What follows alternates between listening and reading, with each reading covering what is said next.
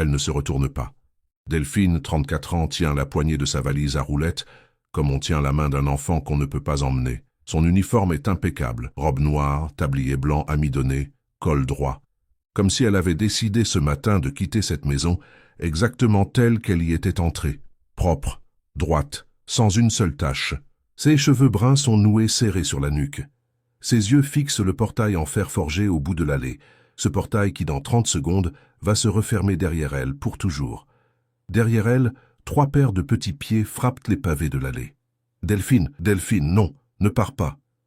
Camille, Chloé et Clara, 5 ans, les cheveux bouclés, les robes froissées d'avoir couru, les bouches grandes ouvertes sur un cri qui ressemble à quelque chose qu'on ne devrait pas entendre dans un jardin aussi parfait. Leurs visages sont rouges, leurs yeux sont mouillés.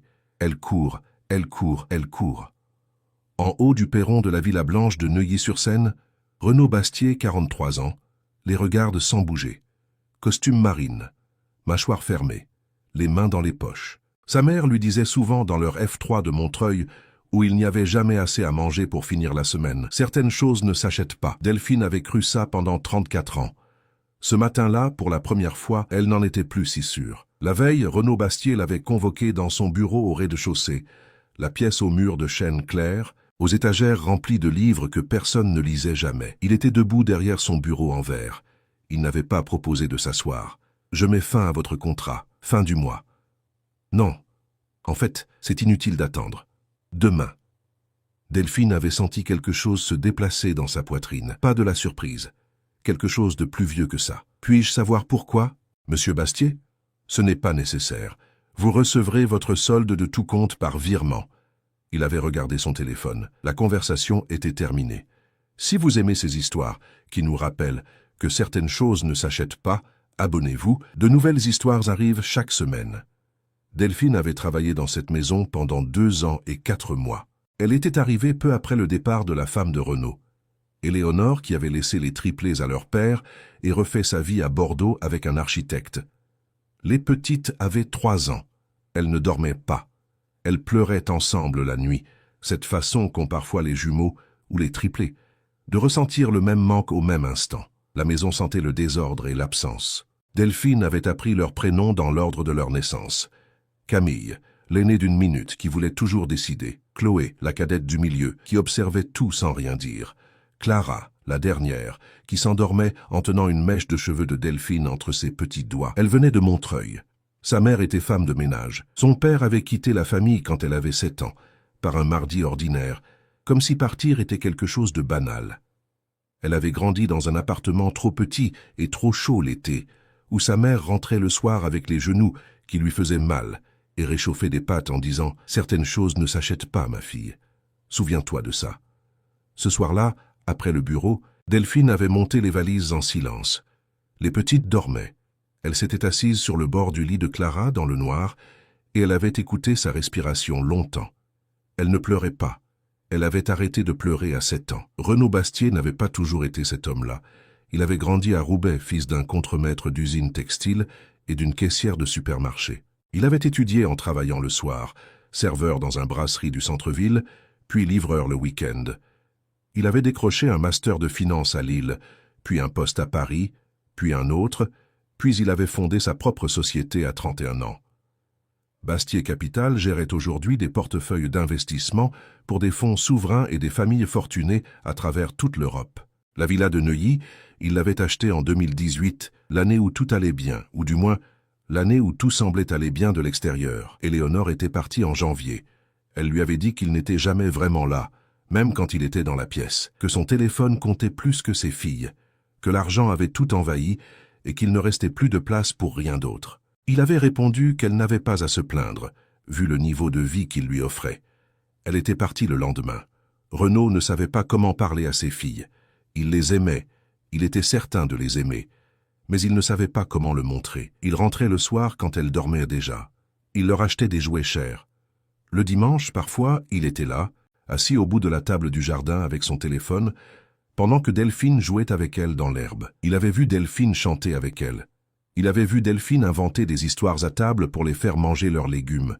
Des histoires où les brocolis étaient des forêts enchantées et les carottes des trésors de pirates. Il avait vu Clara tendre les bras vers Delphine en se réveillant, avant même de chercher son père des yeux. Ça l'avait blessé d'une façon qu'il ne savait pas nommer. Et quand on ne sait pas nommer ce qu'on ressent, parfois on le tue. Le matin du départ, il était sorti sur le perron pour aller au bureau. Il avait vu Delphine dans l'allée avec sa valise. Il avait entendu ses filles crier.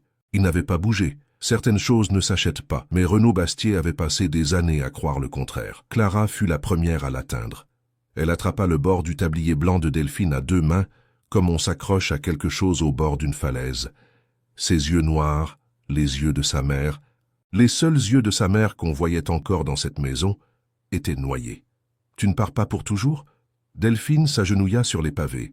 Elle prit le visage de Clara entre ses mains. Derrière, Camille et Chloé arrivèrent, essoufflés, et se collèrent contre elle sans un mot. « Je dois partir, ma chérie. »« Pourquoi ?»« Parce que papa a décidé que c'était mieux comme ça. »« Papa a tort, » dit Camille. « C'est lui qui le dit. Que c'est important de le dire quand quelqu'un a tort. » Delphine les regarda. 5 ans, 3 petits corps contre le sien.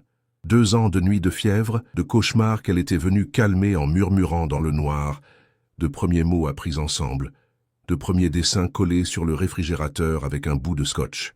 Certaines choses ne s'achètent pas. Et certaines choses, une fois qu'elles existent, ne disparaissent pas parce qu'un homme en costume a signé un papier. Si cette histoire vous touche, cliquez sur « J'aime ».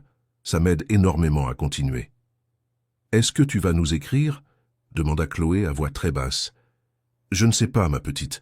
Ce n'est pas à moi de décider. » Au bout de l'allée, Renaud avait descendu les marches du perron sans s'en rendre compte. Il s'était arrêté à mi-chemin. Il regardait ses 3 filles accrochées à la femme qu'il venait de renvoyer, et quelque chose dans sa poitrine faisait un bruit qu'il n'avait pas entendu depuis longtemps. Clara se retourna vers lui. « Papa, rappelle Delphine, s'il te plaît, 5 ans. » Le mot « s'il te plaît » dit avec toute la gravité que peut avoir une enfant de 5 ans, qui comprend qu'elle est en train de perdre quelque chose d'irremplaçable. Renaud ne dit rien. Delphine se leva. Elle caressa les cheveux des 3 petites, une par une, lentement, comme si elle voulait mémoriser la texture de chaque boucle. Puis elle remit la main sur la poignée de sa valise.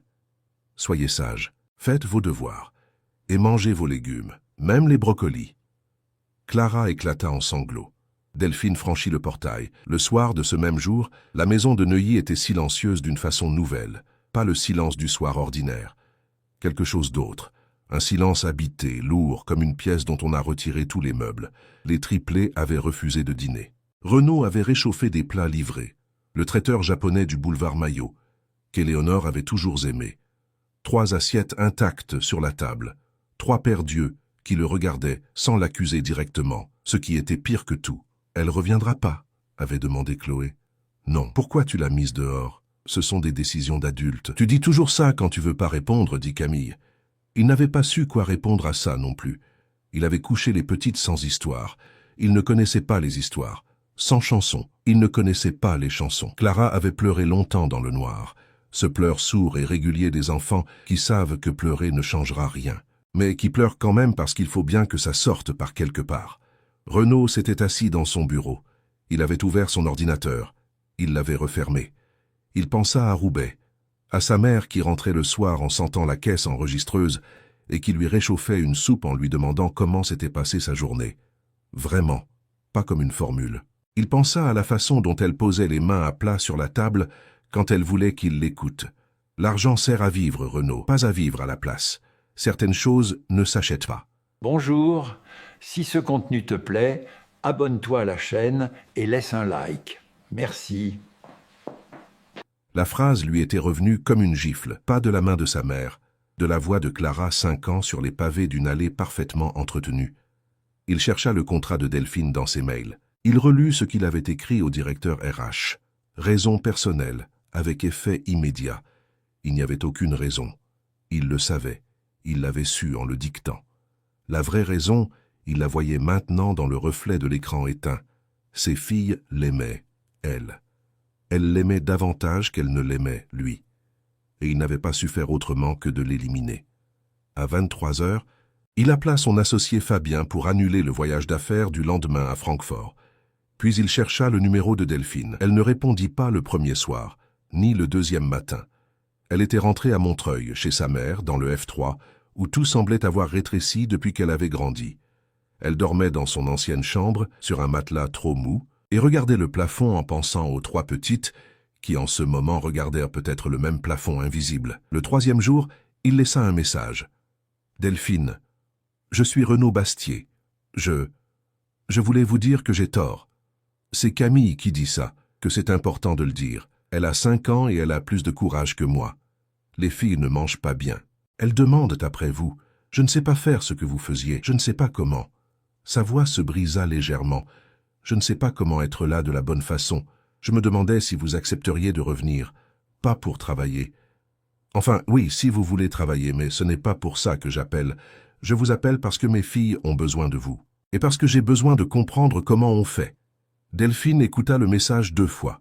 Sa mère était dans la cuisine et faisait revenir des oignons. L'appartement sentait le soir de semaine, ce mélange de fatigue et de chaleur qui était la signature olfactive de toute son enfance.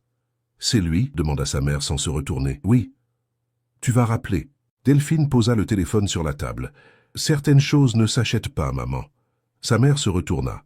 Elle avait 61 ans, les mains abîmées, les cheveux gris tirés en arrière, et un sourire qui n'avait pas changé depuis que Delphine était petite.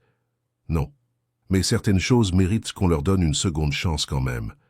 Elle rappela le lendemain matin. Ils se rencontrèrent dans un café du quartier du Marais, terrain neutre, à mi-chemin entre Neuilly et Montreuil, comme si la géographie pouvait équilibrer ce qui était déséquilibré. Renaud était arrivé avant elle. Il avait commandé 2 cafés sans demander si elle en voulait un, une maladresse ordinaire qui lui ressemblait. « Je n'ai pas de bonne excuse, » dit-il d'emblée. « J'ai agi par orgueil blessé. Mes filles vous aimez plus que moi et je n'ai pas su gérer ça autrement qu'en vous mettant dehors. C'est indigne. » Delphine le regarda. Elle avait eu le temps de préparer ce qu'elle voulait dire.